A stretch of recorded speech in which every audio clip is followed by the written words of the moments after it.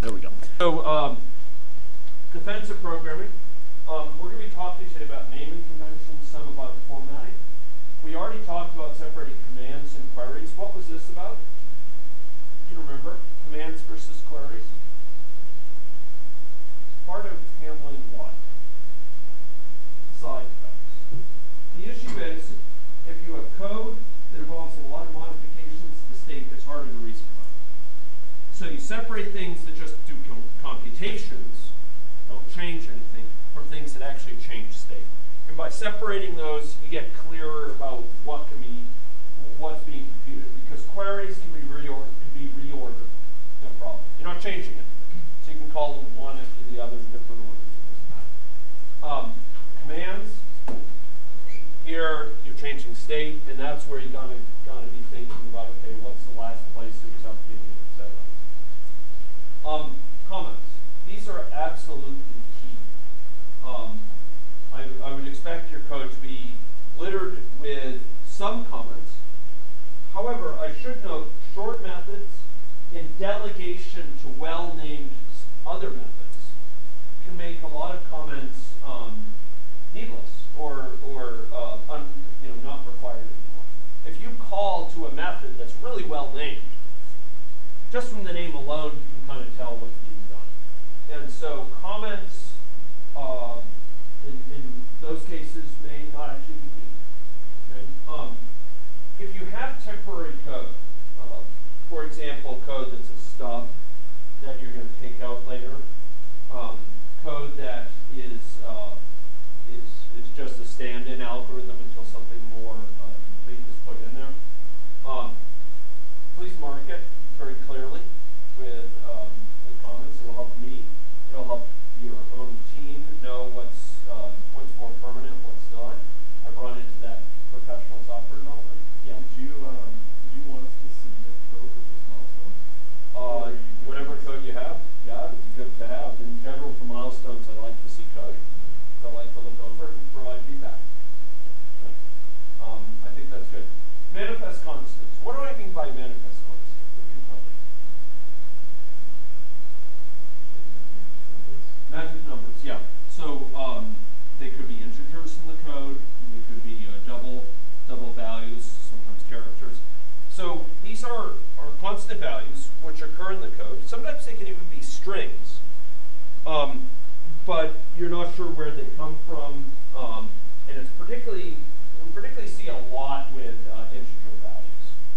And this is, by the way, one of my pet peeves when it comes to code. The problem is you see values scattered through your code. Maybe it's, and I see this all the time in this class. You see, 100 here. You see 500 used here in some loop. Maybe, this is, I equals 100. Somewhere else it appears 99. And you look at these things, and you're trying to understand the code. And the problem is you don't know if they're logically linked. You don't know if this is 500 because it's 5 times 100, or maybe it's 4 times 400 instead. Maybe it's representing the perimeter of some defined screen area that's 100 pixels wide, 100 pixels vertically. Or maybe it's based on something else. 99, is that 100 minus 1? Why does this matter? Why does it matter whether it's based on the same constant or not? You may say, well, why do we care? Why do we care? Consistency. Okay, consistency is one thing. It's just mental clutter to see all these numbers, and we don't, if we knew sort of what they were referring to, some underlying thing, it prevents us from having to worry about as much. But there's another thing too. What is that? Yes, that is the key thing. And folks, so many things that I say in this class are about protecting ourselves from change. Lowering the risk that change will break our code. Lowering the risk that change will lead to big time-sucking modifications to our code. And unfortunately, this sort of use of manifest constants, where we have several values just scattered through the code, is both begging for bugs to come. It's just wide open, vulnerable to bugs. And it may lead to very costly sort of processes for changing it. Why bugs? How could a bug come about because of this? Give me a scenario. Suppose this is actually 100 minus 1. Maybe that's where that that originated, the 99. Why would it be a problem that it's 99? Okay, so maybe it's the last index is going 0 to 99. So suppose that is the case, that it comes originally from this 100 minus 1. Why is that a problem that it's represented as 99? When we think about change, what could happen? Yeah, we may want to change this to go from, maybe we decide to double our things on each side, so we quadruple the area. And this now goes to 200. One thing that we're going to want to do often is change that for consistency at many places in the code, right? Wherever it's counting on that being 100, we now change it to 200. The problem is, looking at a constant like 99, you can't tell logically, is it linked to this being 100? Should this now be 199, or should it still be 99? If it's logically from something distinct, it should stay 99. If it's really this value 100 minus 1, it needs to be changed to, if this guy changes to 200 from 100, this needs to change to 199. And it's not clear from this. If this 400 was 4 times this 100, now this has got to change to 800. And if we litter our code with these things, and it comes time to change one of these constants, we will often forget. We'll search, like in our files, for 100. We'll find it 5 places. We'll go and check them, and we'll miss 2 of them, which are 100 minus 1, or 4 times 100, because it's not the textual value 100, and that leads to bugs. That leads to needless churn. That leads to a bug being discovered in the last minute, which we can't fix because we don't have time for a whole nother round of testing and bug fixing, etc. So this is a real problem, the issue of change. It also leads to just needless confusion on the part of a programmer. They're not sure what changes. If I update this, do these things have to change along with it? Where do these values come from? When I show code like this often to the class, people don't know where these values came from. They're guessing, oh, it's probably from that, and that one's probably that window size minus the size of this image, but people aren't really sure. It gets forgotten, it gets hidden, and it leads to bugs. So manifest constants, ladies and gentlemen, are one of the best things that you can replace. What to do about these? What's the alternative? Give me a cleaner alternative. Yeah, you could have a dot length minus 1. What's another way that would give it a nice name? Yeah, you could have essentially a final integer value. You give it a nice name, and then you write 4 times it. You write, the count of this, minus 1 or what have you. So there's ways of giving it very clear names and putting in expressions involving things. And don't any of you fool yourself that it's going to be, the code's going to run quicker. It's going to be tighter code if it's all manifest constants. Frankly, that's bulk. The compiler will do necessary constant folding. So if you have something that's a final constant 100 and you write, the name of that minus 1, maybe it's artifact count minus 1. The compiler will collapse that down to constant. It will do the work for you. And you don't have to be confused by it. And then you could just change it in one place, and it updates it across the entire code base. So please don't litter your code with manifest constants. They mean something. Give them names. Use those names rather than using those constants. Okay? Small delegating methods. You're going to want to have methods that are brief. Ideally, something like 3 to 5 lines. In any case, less than 10 lines. And they're going to want to delegate. If you have a loop, you can delegate the things going on in the body of the loop to another piece of code. Why do we do this? Why break it up into small pieces? Give me some reasons. There's actually lots of reasons to break it up into small pieces. Give me some of them. Okay, organization, it's often clearer as to sort of the logical flow of it as a result of this. How about another reason?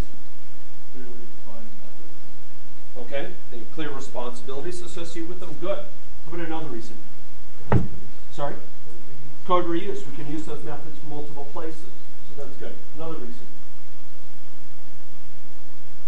We can give out the responsibilities of creating those methods to different people. Another reason. The dependencies. Let me say this one very carefully. It's often missed. The dependencies become much clearer. So I can't tell you the number of times I've looked at student code, and sometimes non-student code, and there's this long method. Fortunately, this is rare in industry.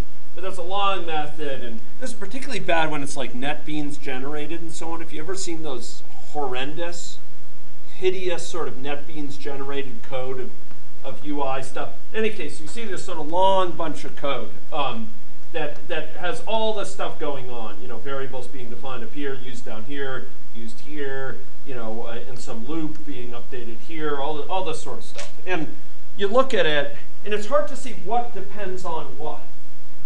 And maybe there's a bunch of code that you're really interested in modifying. Maybe it's in this section. But it's not clear what it depends on from up here. So suppose you want to take this and you want to, you know, change it or you want to move it someplace.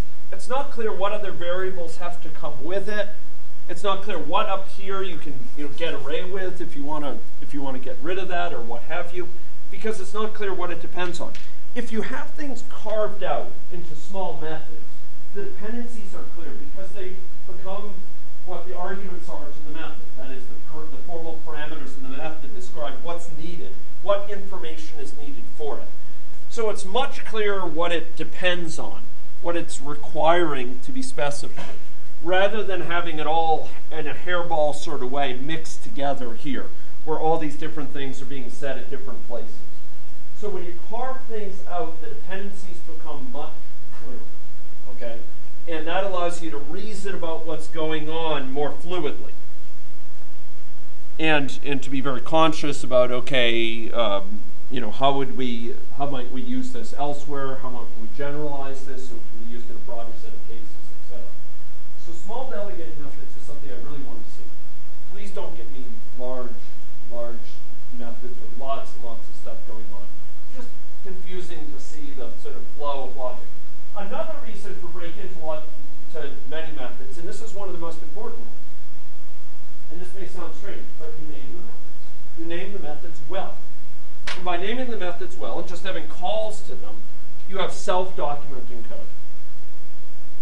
The meaning of the code, the significance of the code, the goals of the code, the intention of the code becomes clear because of the names that you're calling off to. So you have a very logical flow. It's almost like reading pseudocode. Very logical flow, even in the absence of a huge amount of comments. It's a very logical flow. This calls this, okay, and then that one, it calls this method, call that, so that must be doing that. I don't need to look at that method, but I know what it does from its name. And that can really help your sort of reasoning about the code. Okay, this is another thing. This is a pet peeve. I see so much in this class. I see, ladies and gentlemen, the same tests across your code over and over and over again. The same basic test. Maybe it's the test, is the XY point within the image that's shown? Maybe it's, are we beyond the end of the list of choices? Maybe it's, you know, is this the last of the batch commands to be entered, or what have you? And I see these conditions expressed in many places. What's worse is often the conditions are complex. They involve sort of considering multiple cases. So it's a fairly complex Boolean expression. Why is that a problem?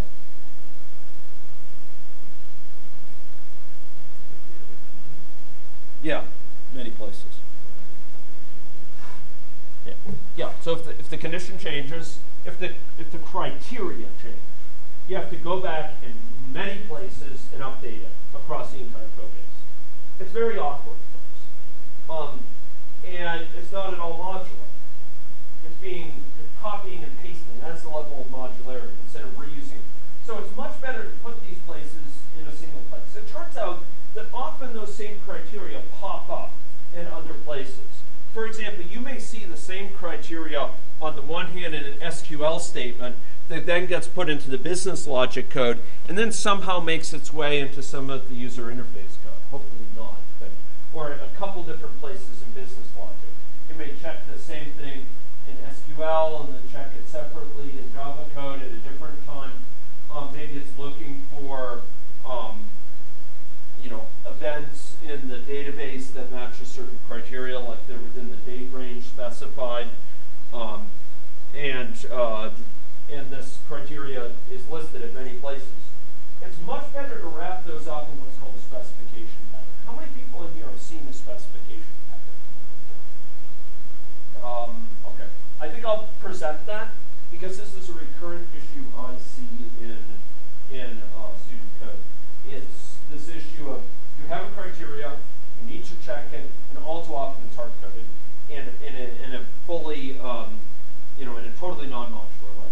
Those should all be calls to a specification object pattern, and often what that allows us to do is actually reuse the same code with different patterns for different cases. An example would be a website, where maybe the user wants to be able to put together queries against the website based on different criteria, maybe even based on Boolean combinations of criteria. So they want to be able to search for it by this or by that, or combinations of them, etc. And it turns out you can express that extremely elegantly within a specification pattern. Instead of hard-coding method for search by date, search by name, search by color, search by whatever, you instead have a specification object, and you can and or it and create new specification objects that represent the and ors of other conditions or Boolean combinations of them. It's a very powerful pattern that I'll see if I can express. Minimize variable lifetime and span between references. This is particularly a key thing if we, and I don't know, yeah, this is an example of that. Particularly key if we have large methods of code. Please try to avoid those, but if you do have one, you can have situations where you have variables that are live for very large amounts of time. An example here would be when we have this record index declared way up here, and the first time it's actually being used is down here, and then it's updated later at this point. Done is first described up here, and then it's tested down here to see if we're finished, and if not, it's undergoing a loop. This is an issue. Why is that an issue? Yeah, and so the problem is when we see something like this, we kind of have to scan up visually to see. Now these days, of course, many editors, you can highlight this and will highlight earlier places, but there's still a lot of places that can occur. It's much cleaner if you can take these variables and keep them close to where they're used. And by the way, that's one of the great things if you have a method and carve these out as a method, you know exactly what this depends on. It just depends on a couple of things.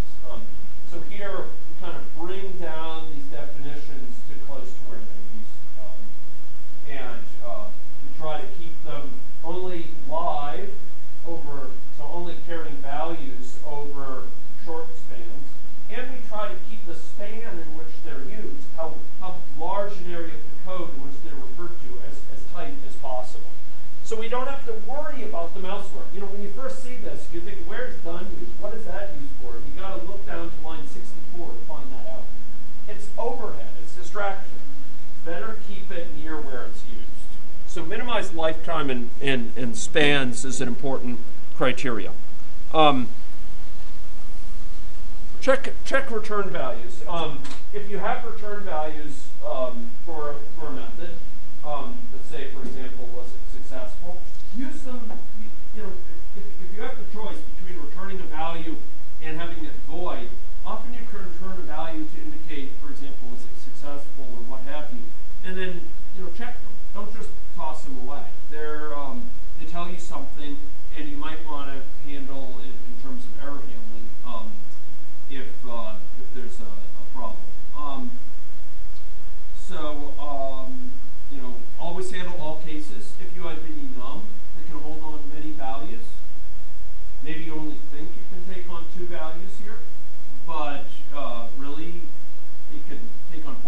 possible values and you think only 2 are possible in this case, then you still want to handle all the cases. Just for the cases you think are impossible, put it in an assertion, assertion failure. So it asserts and indicates a failure of reasoning if it gets to that case. This is more C++ thing, override default methods as a rule, so that they're not done by accident. If you have an if statement, often you put a block in there after lie. Suppose you only have a single statement for the conditional if. You have if, single statement, else, some block of statement. Easier to read. Okay, maybe easier to read with these curly brackets, if you have a block in there. But there's actually a reason that's based on correctness or based on risk. What's the risk if you only have a single statement?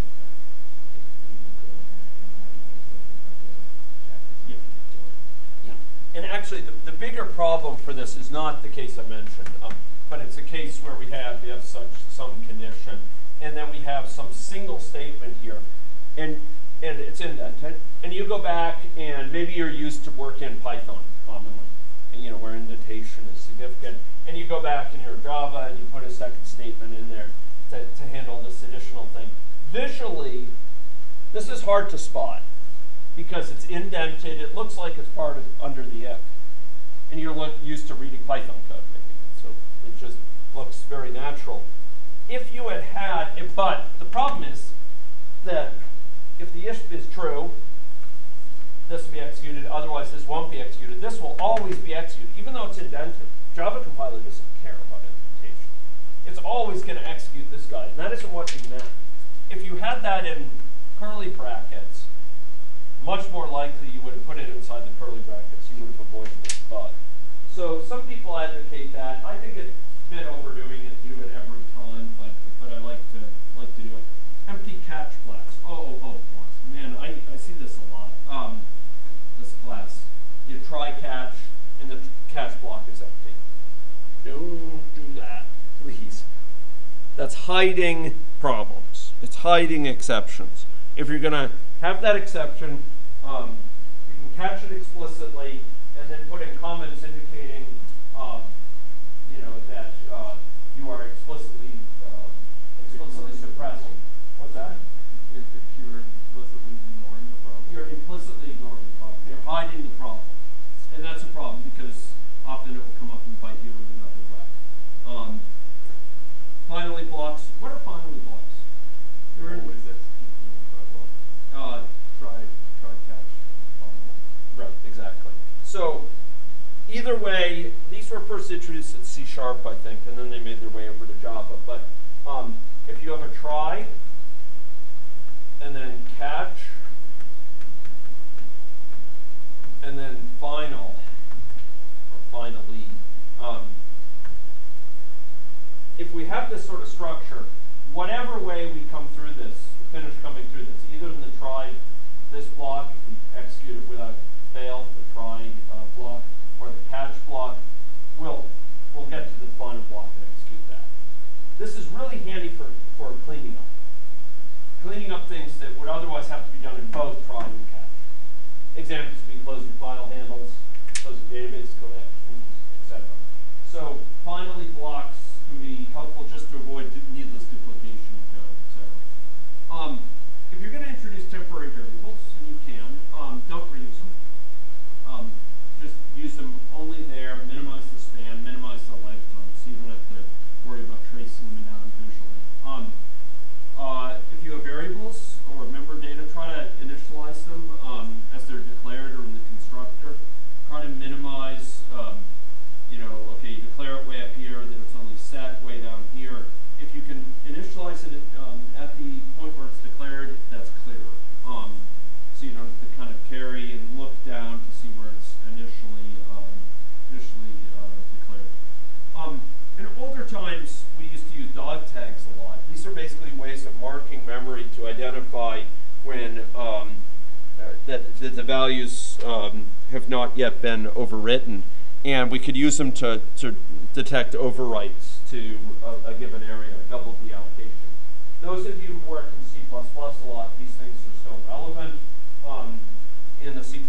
world and the C world, you spend a lot of time often chasing loose pointers, chasing situations where we've double deallocated things by accident, cases where there's a storage leak, where we've forgotten to deallocate something and then lost the reference to it. And a lot of these sort of tricks to identify misuse of memory and so on are still very relevant. So these are some principles. Let's see, some other ones. Well, some languages support explicit in and out parameters, which can be useful. What parameters are written to, what parameters are unique to sort of passing values in and cannot be changed. Please, oh gosh, if you take in a parameter in a method, don't write to the parameter unless there's some really compelling reasons. So if you have some method foo, and it has a parameter n or something, try not to just write to that in the course of the method.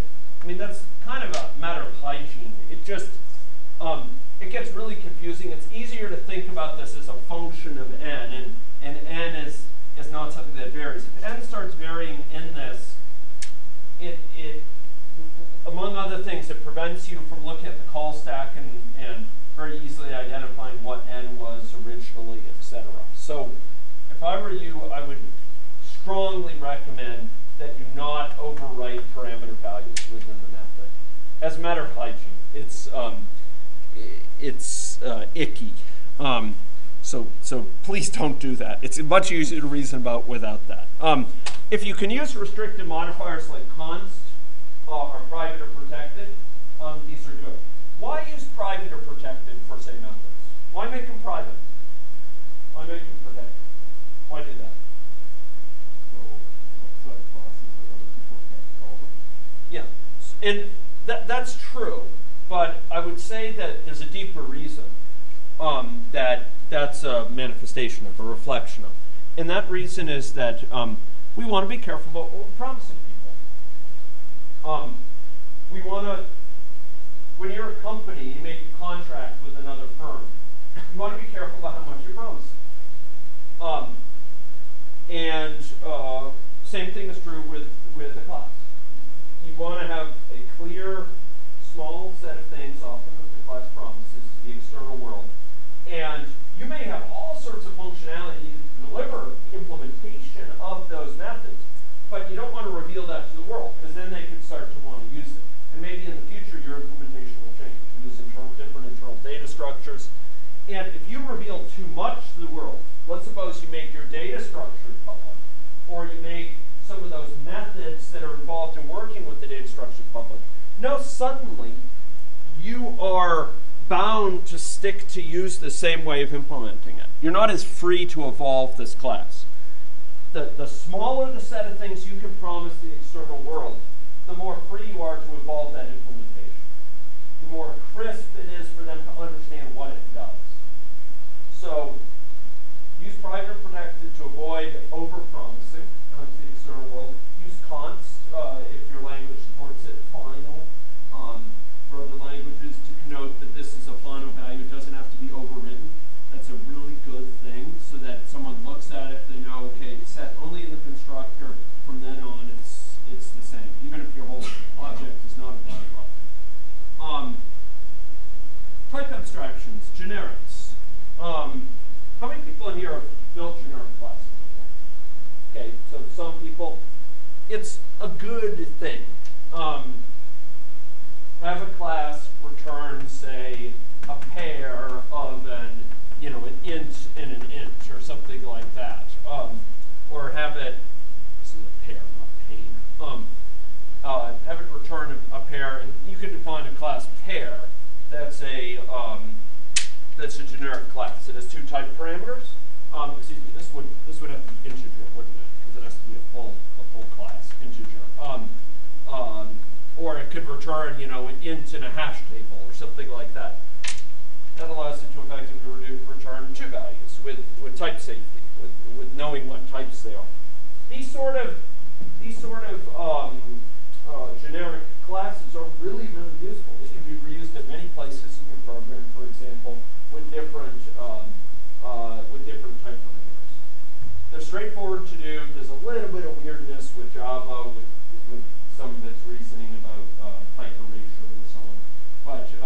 they're very, very handy, and I would suggest using them. Enums. How many people in here have used enums before? Okay, good. Enums are a good thing with a capital G, capital T. In Java, they're particularly useful. And I'll get to that in a second. Repetitive actions. If I see the same code again and again and again, it's a bad smell. How many people up here have seen Martin Fowler's article on bad smells in code? Anyone? Okay. Bad smells in code. There's a list of maybe 25 that he gives, and I've covered some of them here. One of them is repetitive actions. You've seen the same code again and again and again across your code. So across your code, the same pattern is repeated. Folks, if I see that, it's just dying to be wrapped up in a method and to have that method called in those places. Copy and paste is one of the most brutal things you can do in your code base because it's just begging for change to be propagated non-locally. Something changes, something breaks, it requires you to change that from one line to two or to change the line, and now it has to be updated in all of these different places in your code base. It's brutal. Spare yourself that. I speak as someone who's a professional developer. I speak as someone who's spent, cranked up hundreds and hundreds of thousands of lines of code. It spares you a lot of grief to capture that repetition in a method that's called, and then you can evolve the method, you can log from it, etc. And move whole and partial conditionals to methods. These are very, very important things. Here's a bunch of the bad smells. I could go in them, but our time is running out here. Okay, let's just talk about enums for a minute, and then I'll break here. So enums help avoid manifest constants. They give common names, easily understood names for what otherwise would be constants. They're great for bitwise operations, for example, for capturing things, flags that mean different things.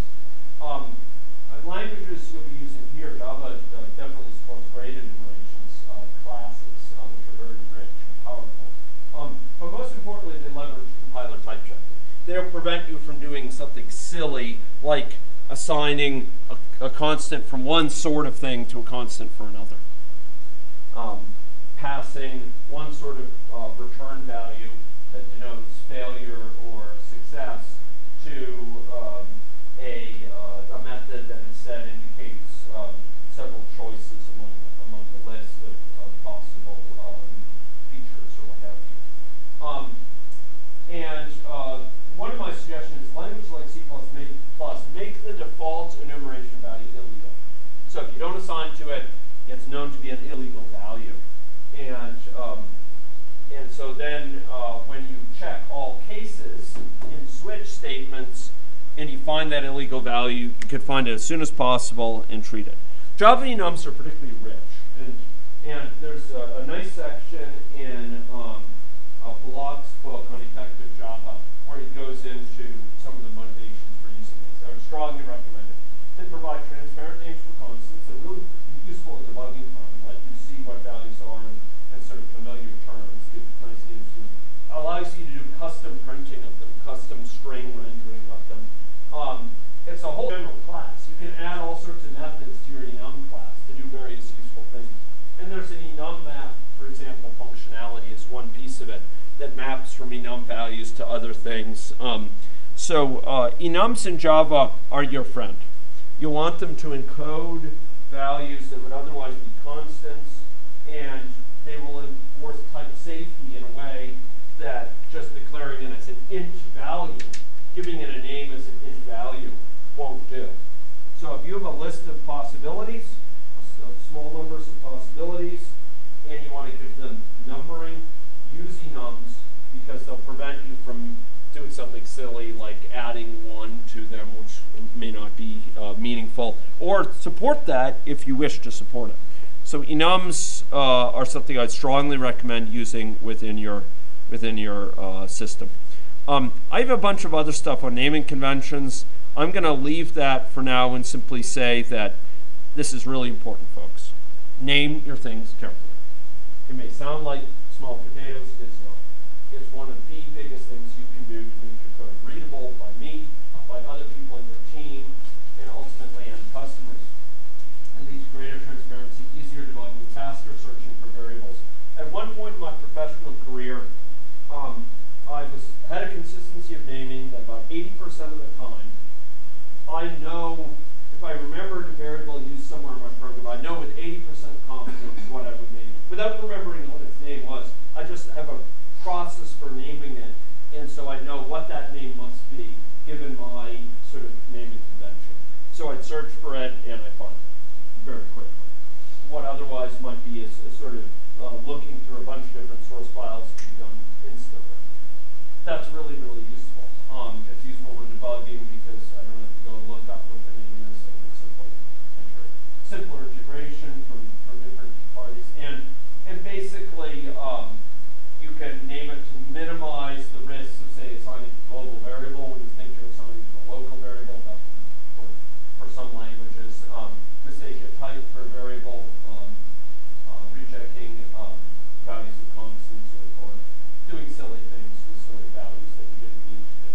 So naming conventions are one of the best ways of communicating how your program is operating, communicating the intention behind code.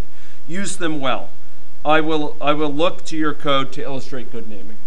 So please make the effort. Don't just name things XX or